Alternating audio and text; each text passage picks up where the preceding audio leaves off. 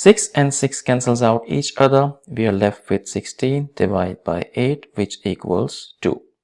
But this answer is not right, because according to the order of operations, we must solve parentheses, then exponents, then multiplication and division, and finally addition and subtraction.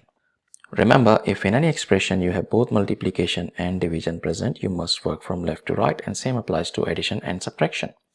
Now let's rewind and solve this problem the right way. If you notice, in this expression we have a division and a multiplication operator present, and according to the rules, multiplication and division have equal level of priority, but we have to work from left to right.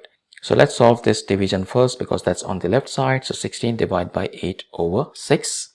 A number is getting divided by a fraction here, and to solve this we can use KCF rule here. Keep, change and flip. Keep means we keep the first number 16 as it is.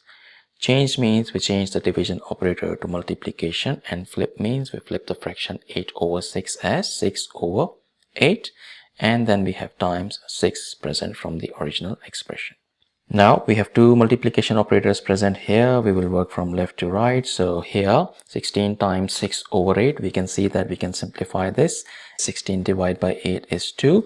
Our expression simplifies to 2 times 6 times 6. And when we simplify 2 times 6, that gives us 12. And finally 12 times 6 equals 72, which is the final and correct answer to this problem. Thank you for watching. Please like the video, comment your answers and subscribe to our channel.